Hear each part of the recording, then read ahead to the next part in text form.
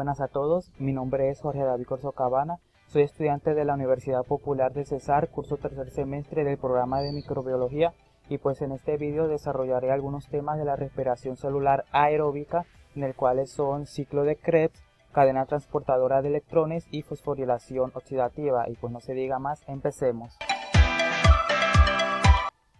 Y bueno, iniciando con el ciclo de Krebs, pues primero se denomina así gracias a quien lo descubrió, pues Hans Krebs. Y también el ciclo de Krebs es usualmente denominado ciclo del ácido cítrico, también ciclo de los ácidos tricarboxílicos, en el cual no es más que, como su nombre lo indica, es un ciclo de secuencias, de series de reacciones químicas una tras de otras, formando compuesto y transformándose en otro sucesivamente, para así completar el ciclo y volverlo a repetir. Y bueno, el ciclo de Krebs inicia después de la glucólisis, es decir, después de que se oxida la glucosa en dos piruvatos, en el cual un piruvato, velo aquí, lo tenemos aquí, entra y sufre el proceso del ciclo de Krebs, en el cual el piruvato, que es un compuesto de 3 carbonos, como pueden observar aquí, se transforma en acetilcoenzima A o acetil-CoA, gracias a una enzima denominada piruvato deshidrogenasa, en el cual aquí el piruvato pierde un carbono y sale como dióxido de carbono. Se consume una molécula NAD para formar NADH y así formar el acetil-CoA, en el cual el acetil-CoA es un compuesto que tiene 2 carbonos, ya que se perdió uno en la liberación del dióxido de carbono. Ahora, este compuesto acetil-CoA se une a otro compuesto que es el oxalacetato, que es un compuesto de 4 carbonos, para formar el citrato, gracias a la enzima citrato sintasa, y pues aquí se consume una molécula de agua y se libera la coenzima A. Pues ya teniendo el citrato, que es un compuesto de 6 carbonos, como lo pueden observar aquí, este citrato se transforma en cis-aconitato, gracias a la enzima aconitasa. Pues aquí se libera una molécula de agua. El cis-aconitato es un compuesto de 6 carbonos, sigue igual aquí, y pues se transforma en D-isocitrato, gracias a la enzima aconitasa. Pues aquí se consume una molécula de agua, y aquí sigue siendo un compuesto de 6 carbonos. Pero ya aquí este compuesto de isocitrato se transforma en alfa-cetoglutarato, pues gracias a una enzima denominada isocitrato deshidrogenasa. Pues aquí se libera un carbono en forma de dióxido de carbono, se consume una molécula NAD para formar NADH y pues así formar el alfa-cetoglutarato, un compuesto de 4 carbonos, 5 carbonos, 1, 2, 3, 4 y 5.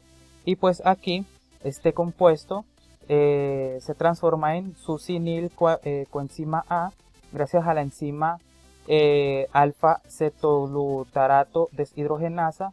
Pues aquí se pierde otro carbono que se libera en dióxido de carbono, se consume una molécula en NAD para formar NADH y formar así el succinilcoenzima A, un compuesto de 4 carbonos con la coenzima A.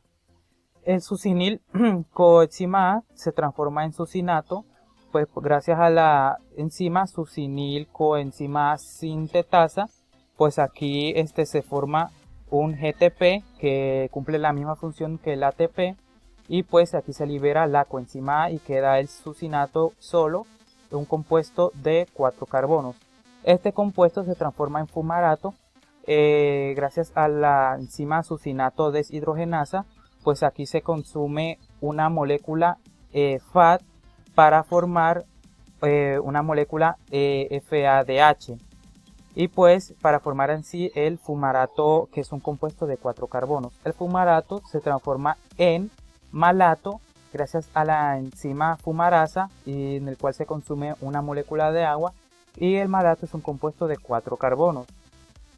Entonces aquí el malato se transforma en oxalacetato Gracias a la enzima malato deshidrogenasa, pues aquí se consume una molécula NAD para formar NADH y así sintetizar el oxalacetato, que es un compuesto de 4 carbonos, y que este compuesto está disponible para unirse a una acetilcoenzima A y así repetir el ciclo.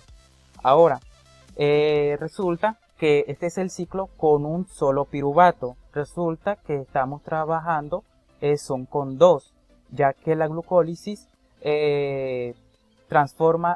oxida la glucosa en dos piruvatos. Estamos aquí trabajando con un piruvato. Ahora, en este piruvato del ciclo de Krebs, ¿cuántas moléculas NAD, que son muy importantes para para los procesos de ATP posteriores, en el cual aquí se obtienen una molécula NADH, aquí ya van dos moléculas NADH, van 3 y van 4.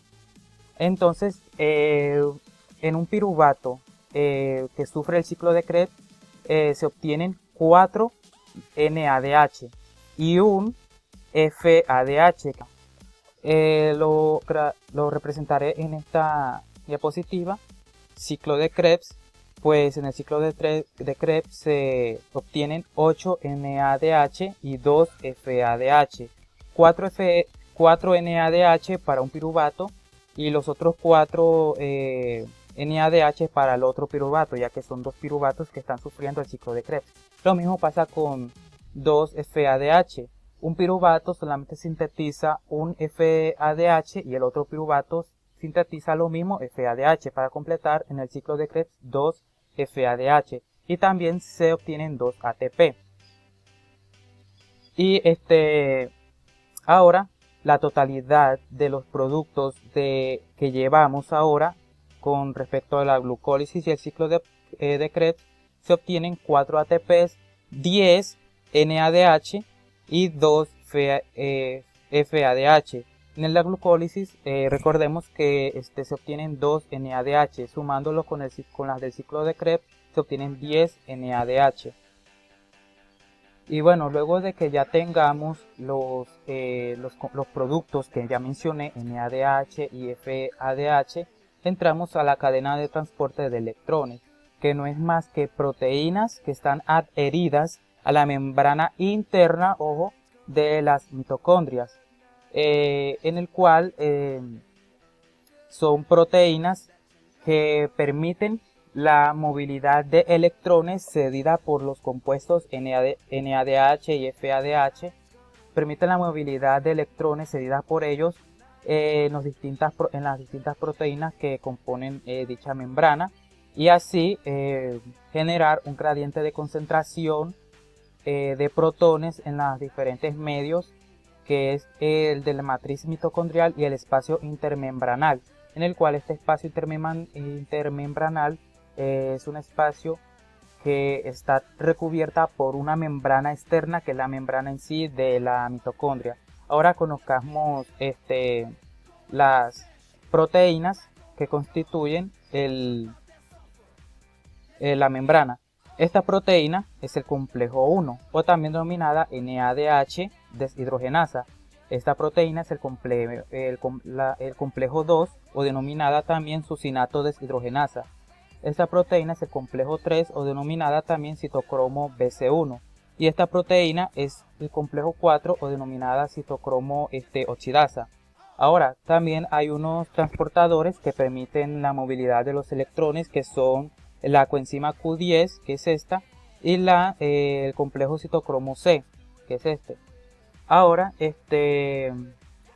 resulta que ya obtenidos los NADH y FADH del ciclo de Krebs, pues se procede a lo siguiente. Un NADH se asocia al complejo 1, libera dos electrones, que estos dos electrones se asocian al complejo 1 también y permite el bombardeo de 4 protones, en este caso en forma de hidrógeno. Estos electrones se movilizan a la coenzima Q10 para que la coenzima Q10 los transporte en al complejo número 3, en el cual aquí, ya estando aquí los electrones, se bombean 4 protones, 4 hidrógenos. Ahora los electrones que estaban aquí se localizan en el citocromo C para transportarlos en el complejo 4, y pues aquí se liberarán, se bombean 2 hidrógenos, 2 protones, y pues los electrones se unen a dos moléculas, a un oxígeno y a hidrógeno para formar una molécula de agua. Entonces, para la NADH, para la NADH se liberan al espacio intermembranal ¿cuántos protones, cuántos hidrógenos? Pues según la teoría moderna se liberan 4 más 4, 8 y más 2, 10. Un NADH libera 10 hidrógenos, 10 protones al espacio intermembranal según la teoría moderna. Pero resulta que nosotros tenemos son 10 NADH. Entonces esos 10 NADH multiplicados por los 10 hidrógenos que están aquí representan 100 hidrógenos que se van a liberar hacia el espacio intermembranal, según la teoría moderna. La teoría tradicional estipula que 10 NADH solamente van a liberar 60 hidrógenos. Pues aquí en el complejo 1 se liberarán 2 hidrógenos, en el complejo 3 2 hidrógenos, en el complejo 4 y 2 hidrógenos, según la teoría tradicional. Ahora con el compuesto FADH, pues este compuesto se asocia ahora al complejo número 2, en el cual se liberan los 2 electrones, y esos 2 electrones se asocian a la coenzima Q10 para transportarlos en la coenzima número 3, al complejo número 3, perdón. Y pues aquí se liberarán 4 protones, 4 hidrógenos, y ya posterior los electrones se asocian al citocromo C para transportarlo al complejo número 4, y aquí liberar 2 protones, 2 hidrógenos, y posterior de nuevo se une con un oxígeno y hidrógeno para formar una molécula de agua. Ahora, según la teoría moderna, FADH libera solamente 6 hidrógenos al espacio intermembranal, pero resulta que como son 2 FADH, entonces se multiplica 2 FADH por los 6 hidrógenos que están aquí, son 2 hidrógenos, 12 protones que se liberan en espacio intermembranal. Ojo, según la teoría moderna. La teoría tradicional estipula que 2 FADH liberan solamente 8 hidrógenos. Pues aquí 2 hidrógenos se liberan y aquí otros 2 hidrógenos se liberan. Para completar así que en la teoría moderna se liberan 102 hidrógenos al espacio intermembranal, y en la teoría tradicional solamente se liberan 68 hidrógenos al espacio intermembranal. Y bueno, ya para luego entrar a la fosforilación oxidativa después de los sucesos ya mencionados anteriormente. Pues este esquema es similar prácticamente al esquema anteriormente ya explicado.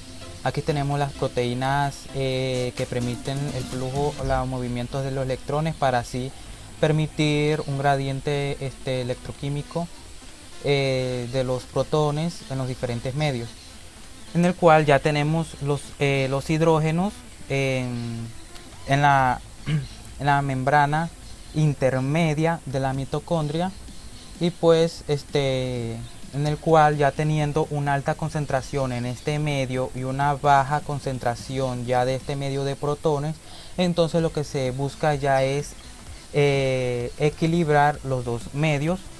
Y pues por medio de qué, por medio del flujo de los protones o de los hidrógenos del medio de alta concentración de hidrógenos al de la baja concentración de hidrógenos. ¿Por qué proteína? Por una proteína denominada ATP sintasa, en el cual, como su nombre lo indica, sintetiza el ATP. Pues este flujo de protones lo que libera es energía, permitiendo que se forme, o sea, se fosforilice el ADP, incrustándole un grupo fosfato, velo aquí, pi, para así formar el ATP. Pues la síntesis del ATP, como ya mencioné, es de la unión del ADP y un grupo fosfato. Esto es mediante como una estructura que es como una turbina que permite esta síntesis de ATP. Ahora, ya teniendo en cuenta lo anterior, resulta que sobre la teoría moderna, 4 hidrógenos, 4 protones que pasan en la ATP sintasa, se produce un ATP. Ahora, 112 hidrógenos o protones sobre la teoría moderna se van a formar 28 ATP.